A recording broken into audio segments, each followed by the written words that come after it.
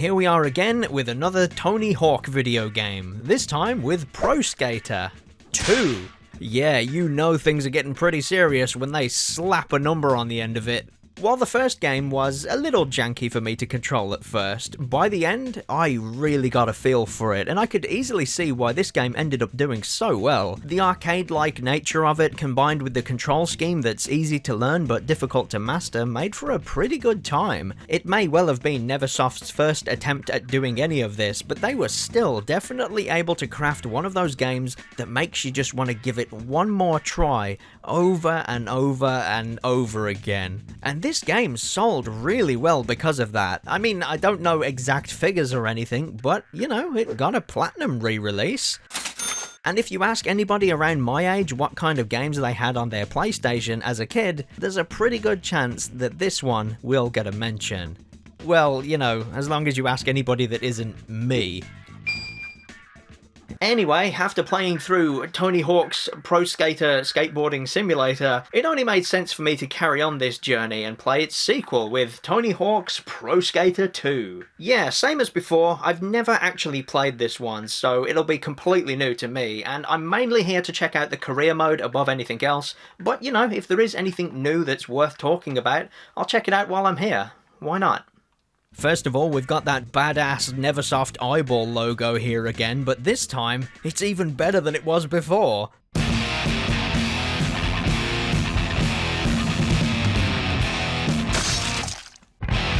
Yeah, boy!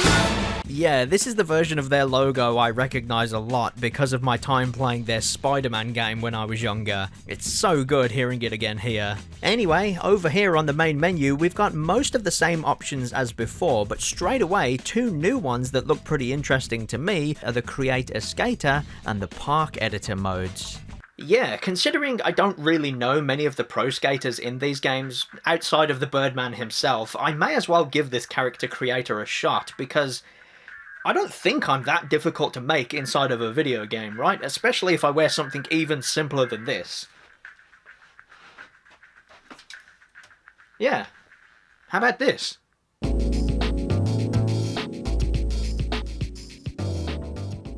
Yep, there we go. That's me, I guess. Or at least a version of me. I'm not going to say the tools for making a character here are amazing or anything, but it's still a pretty good new addition. If you try to do some sort of creative stress test, you'll quickly find that you can't do anything too extreme with it. As long as you're just trying to make a generic, realistically proportioned person to skate as, and then maybe give them a silly name to top it all off, then you'll be fine. Anything beyond that? Yeah, I don't know, maybe not. But for a totally new feature to the series and on the original PlayStation, I'd say this is pretty good, and I don't have to feel bad about constantly smashing Tony Hawk's face into the floor anymore. Now, I just have to look out for my own stupid face. Then we've got the Park Editor mode, which I think is another pretty decent addition. I didn't really play around with this too much to begin with, but I did go back to it after playing through the rest of the game, and yeah, this is pretty fun for what it is. Dropping things down and then testing out your level is quick and easy enough to do. You can even set up your own gaps between certain objects, which I wasn't expecting at all. I only made a very basic set of ramps and rails to test all of this out because I don't think I'm all that good at level design yet, but the pre-made levels put here by Neversoft help show off what can potentially be done with this if you sink a bit more time into it. I think constantly dropping in and out of this to test and redesign my own levels is something I could really get into in the future. You know, it's got that sort of Little Big Planet energy going on, but obviously the only setback here is I can't really share those levels if I put a load of time into making one, so for now, I think I've had my fun with this. Hopefully we see more of this in the future though, because it's a pretty good idea. But now, it's time for the main event, the career mode. Things are mostly laid out the same as before, with a set of regular levels and a few competitions, with the idea being to at least get your hands on some sort of medal in each one of those competitions. The difference is how things have been structured around that, because unlike last time where everything hinged on just clearing the level goals to earn VHS tapes, this time every level has a few more goals to do compared to the first game, and each goal is worth a different amount of cash, and progression is gated by your overall amount amount of cash gained across the entire career. For the most part, this does work a little better because this is, on paper at least, what I was hoping for. The higher amount of level goals means you do have more options to progress, which in theory means a bit more wiggle room. But I did find that by the time I got towards the end of the career, the cash threshold in order to progress to the next level shot right up, so that well of options did kinda dry up a little. That is admittedly a skill issue on my part, you know, I am still kind of getting good here. But same as last time, I persevered, I got through it, and while I never got gold in all of the competitions, I did at least get a medal in each one, so yeah, I rolled credits and beat the game fair and square. And speaking of levels, this time we've got the Hangar, School 2, Marseille, New York City, Venice Beach, Skate Street, Philadelphia, the Bull Ring, Chopper Drop, and Skate Heaven, with those last two being bonus levels for completing the campaign under different conditions. And for the most part, I'm pretty tempted to say that these levels are better than they were in the first game. It's not a total home run though, there are a few levels here I'm a little less crazy about. New York City springs to mind because I still don't feel like I can get into a proper flow state when moving around this one compared to most other levels. I don't know, the layout here just doesn't really gel with me, you know? I don't hate it, but yeah, it's just not totally my kind of thing. There's also no more downhill levels, which I'm not going to cry about because I do prefer these more open-ended skate parks. And those two bonus levels with Chopper Drop and Skate Heaven are just some of the levels of all time. Skate Heaven is okay, I guess, but it's a bit all over the place with no natural feeling lines to skate around on, and there's far better levels in this game that don't require any effort whatsoever to unlock. And then Chopper Drop is literally just a half pipe in the middle of nowhere, so there's nothing else worth saying about it. But the levels here that do work for me stick the landing a lot better than they did before. As iconic as the warehouse is from the original game, I think this is easily the better first level. It's pretty similar with the industrial looking theme and a large half pipe to jump over at the very start, but the entire level flows so much better thanks to having railings around the entire outer edge, and I like how it's split into two with this wall that you can jump over in a variety of different ways. Not to mention, this is the first of many levels in Pro Skater 2 to have a few secrets. And overall, these do seem to have a lot more gaps, a lot more clear-cut lines that are open for doing combos on, and even some interactive elements that expand on the playable area. Yeah, each level usually has one or two hidden areas that are unlocked by doing something to interact with the world around you, which is so cool. In the School 2 level, for instance, if you time it right, you can find a way to unlock the inside of the gymnasium, which has some ramps, as well as this pool area to trick around in. And in the very first level, the Hangar, I could not find the hidden tape here for ages until I accidentally did a grind on top of this helicopter, which caused it to take off and open up a new area outside in the snow. And yeah, I know, it doesn't really seem that well hidden, but the ramps either side of this helicopter often make you jump over it, so it was kind of hidden in plain sight for me, and this led to me keeping an eye out for more stuff like this in other levels. Some secrets are way better and more transformative than others, but I do like that certain changes allow for a lot more gameplay and combo opportunities. I think it's the density of trickable objects that generally feels a little better here in Pro Skater 2. In some of the bigger levels of the first game, mainly the San Francisco streets, I did feel there was quite a lot of unused space, which kind of defeated the point of that level being as big as it was. But here, you've got a level like School 2, which is absolutely massive, but it still has loads of things to trick off of almost everywhere you go, with the goals being fairly spread out to help show you the lay of the land, and there's even an entire second hidden area here that you can only reach if you actually learn how to get up there in the first place. There's absolutely loads to do here. Wow, School 2 is such a good level.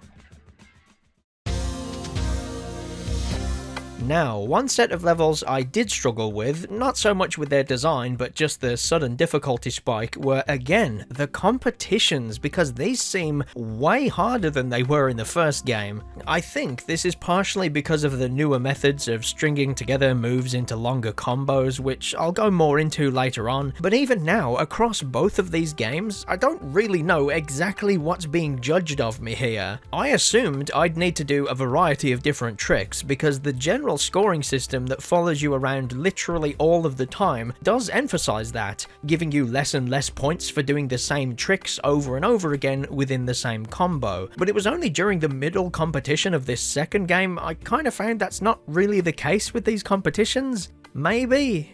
I'm not too sure.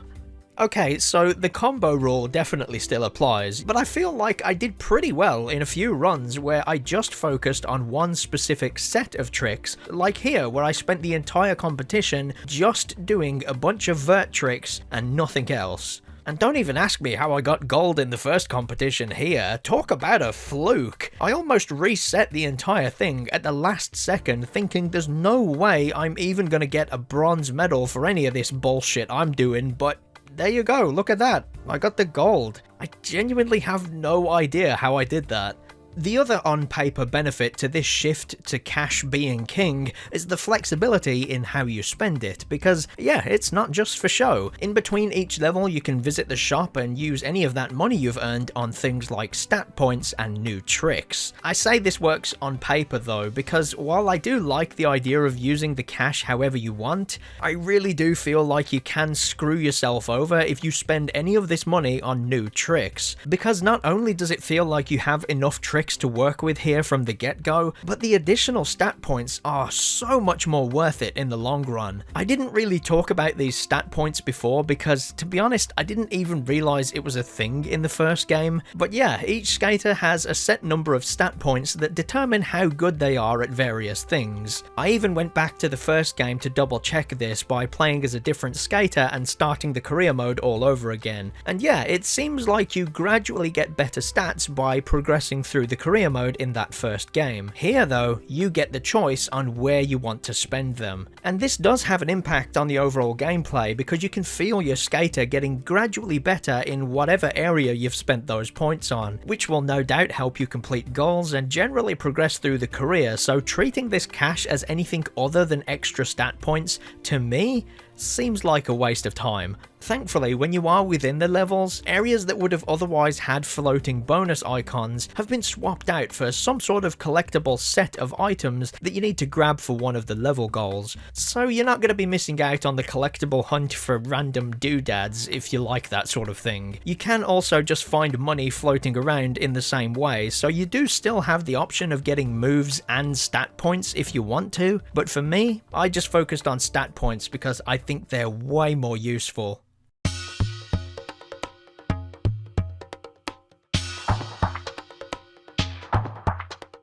Going into the controls for doing all of this stuff, to begin with, there's actually not a lot to say because everything feels and plays very similar, if not exactly the same as it did before. So I'm not going to go into what every single button on the controller does or anything like that because there's just no need. When you are actually playing around here, you do still have that weighty, almost janky feeling to it all on the surface level, but playing this game straight after the first one gave me the benefit of already having a feeling for how this works, as well as just generally knowing what the hell I'm supposed to do this time. So right away, I was jumping around and shredding these levels way more confidently than I did in the entire first game. Even some of the nifty little tricks like the hidden wall ride double jump mechanic are leaned into a lot more here, with levels like School 2 having you use it almost straight away to get up here onto the rooftops. And it's just generally really handy to use this in all sorts of places this time around. It feels so good, you know? It's like the time I invested into learning how to do this move in the first game is really paying off now. It just feels great to play, and it's proof that it's a system that can be, well, not mastered in my case, but it can become pretty comfortable fairly quickly. After all, I only played the first game for about 6 hours or so, and I think I'm doing way better here in Pro Skater 2 because of that. It also helps that thanks to the Creator Skater mode, I learned that, yeah, special tricks are done by specific inputs and not by total chance. So thanks to memorizing a few of those, I was easily able to mix these tricks into everything else I was doing, making much better use of that special meter up in the top corner. And the special grind move my character does where he flips the board upside down, it's so cool, and I will never, ever get tired of hearing that sound effect when you trigger one of these special moves. It's so good. The only issue I have here is the new big drop mechanic, which basically means you have to hold down the ollie button mid-air when falling from a high place that isn't a vert ramp to ensure that you land without bailing, which, yeah, I'm not a big fan of, to be honest. It's not too difficult to get used to once you know it's there, and most of the time when you catch some big air, it's usually from a vert ramp, which is excluded from this even being an issue. But when this does show up, it takes time away from when you could be adding another trick to your combo, and it feels like it kinda goes against the whole wacky arcade skateboarding vibe that the rest of the gameplay has. You know, I'm not really playing something that lets me do this for the sense of realism it gives me, so why have a mechanic here that's trying to emulate that? I don't know, it just kind of feels a bit at odds with itself. Thankfully, we've got a great new addition for Pro Skater 2 that counteracts that, which is the manual. And you do this by quickly pressing either up then down, or down then up. And this is basically a wheelie on the skateboard that you have to balance out, and you can use this whenever you're on the ground or whenever you're about to hit the ground to string it into other moves as you glide around these levels. And like every other trick in your arsenal, the combo meter will multiply more and more with each new trick you do. But thanks to this manual, the potential for longer combo runs goes from maybe 2 or 3 tricks to 5 or 6 and above, depending on how crafty you are when using it. Yeah, this is a bit of a game changer, and it definitely makes getting higher scores a lot easier, which is probably why an additional high score goal was added to each level. Now you've got the high score, the pro score, and the sick score. And yeah, now that I know how to actually play Pro Skater, and with the addition of this manual to help flesh out the moves into longer combo lines, actually getting those high score goals was a lot of fun. At the end of it all, I'd say Pro Skater 2 is better than the first game. It hasn't reinvented the wheel or anything. I mean, just by looking at it, you can see this is pretty similar to the original, but there is definite improvement here with the way it's been structured, the interactivity found within the levels, the addition of playing as your own character and building your own skate parks, and the all-important inclusion of the manual. That trick alone almost justifies this entire game's existence from a gameplay perspective as far as I'm concerned, but it is a nice bonus that we got a set of whopper levels to go with it, as well as some of the other new stuff too. Well, maybe not the big drop mechanic, I'm not going to miss that if it were to suddenly disappear. But with new levels forming a career mode full of new goals to complete, along with all of this other good stuff thrown in for good measure, yeah, you can't complain really. This is an excellent game. In total, it took me around about the same time to get through as the original at just under 6 hours of playtime, and while I didn't fully complete everything the game threw at me, I am very happy with the run I had.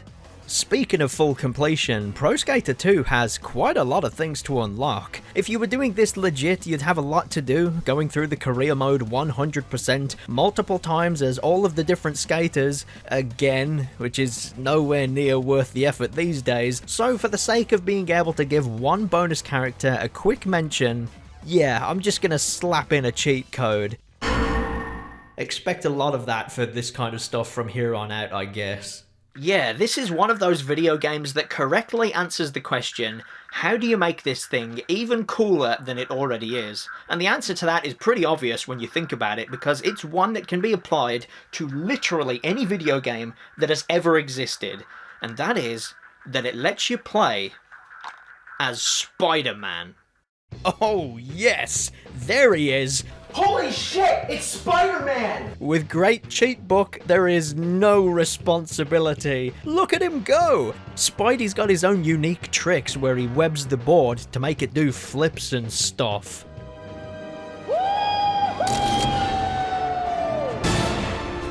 How is this not the coolest thing in the world? I have zero complaints about this feature, except for the fact that Neversoft have clearly played their best card way too early. Yeah, so that is Tony Hawk's Pro Skater 2, and it's actually called Pro Skater this time. Now that sounds like a franchise. I guess if this were to release today, it would probably be criticised for being a glorified DLC pack because it is very similar to the original game, which is probably why whenever these two games have shown up again, it's always been as part of a bundle. But the fact is, this didn't release today, and I had a lot of fun with it for what it is. It's definitely one of those games that feels like it has that second game polish that I've seen pop up loads of times elsewhere in all sorts of other games over the years. You know how it is, where you can see that the team behind it have honed in on what made their game special the first time around, trimmed away some of the fat and expanded on it in ways that push that idea even further into being its own unique thing. That's not to say I think the original Pro Skater is bad or anything, but I do think this one is genuinely better. And so, it's time to say goodbye because that is it for the original PlayStation. Well, at least it was for Neversoft anyway, so I'm just going to follow them and carry on into the next generation to check out Pro Skater 3 for the PS2. Yeah, this is the entry in the series I've heard loads of people claim to be their favourite, so it'll be interesting to see how it stacks up against the other two games. Now I kinda know what I'm doing here, but until then, I'll catch you next time.